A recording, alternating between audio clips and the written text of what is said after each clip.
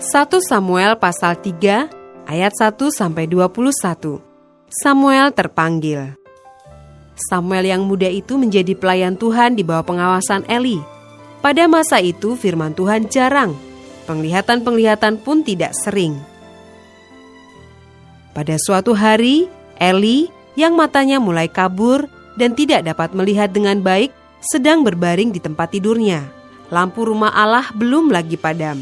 Samuel telah tidur di dalam bait suci Tuhan, tempat tabut Allah. Lalu Tuhan memanggil, "Samuel, Samuel."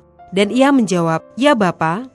Lalu berlarilah ia kepada Eli serta katanya, "Ya Bapa, bukankah Bapa memanggil aku?" Tetapi Eli berkata, "Aku tidak memanggil, tidurlah kembali."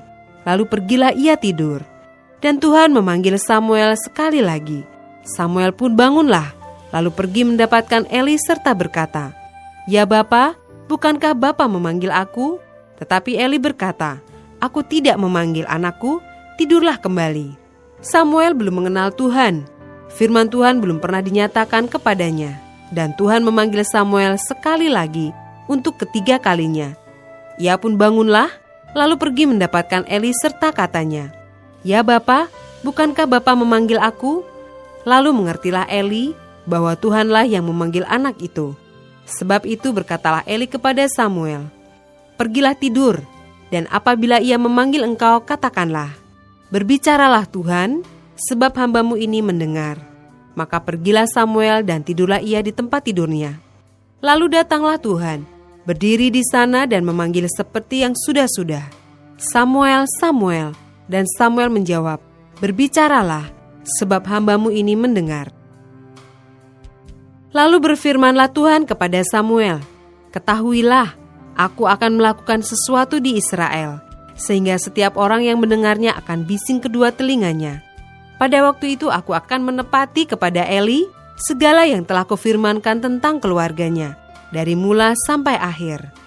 Sebab telah kuberitahukan kepadanya bahwa aku akan menghukum keluarganya untuk selamanya karena dosa yang telah diketahuinya, yakni bahwa anak-anaknya telah menghujat Allah, tetapi ia tidak memarahi mereka.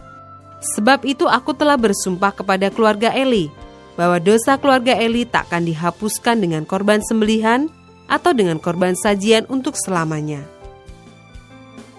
Samuel tidur sampai pagi, kemudian dibukanya pintu rumah Tuhan. Samuel segan memberitahukan penglihatan itu kepada Eli.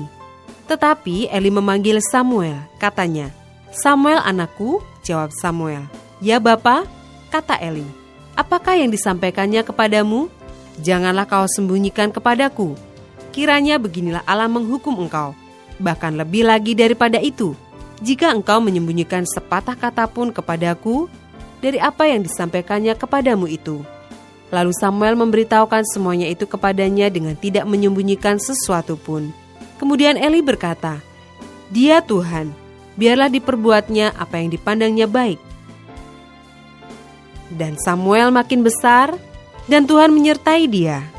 Dan tidak ada satu pun dari firman-Nya itu yang dibiarkannya gugur. Maka taulah seluruh Israel, dari Dan sampai Bersyeba, bahwa kepada Samuel telah dipercayakan jabatan Nabi Tuhan. Dan Tuhan selanjutnya menampakkan diri di Silo, sebab ia menyatakan diri di Silo kepada Samuel dengan perantaraan firman-Nya.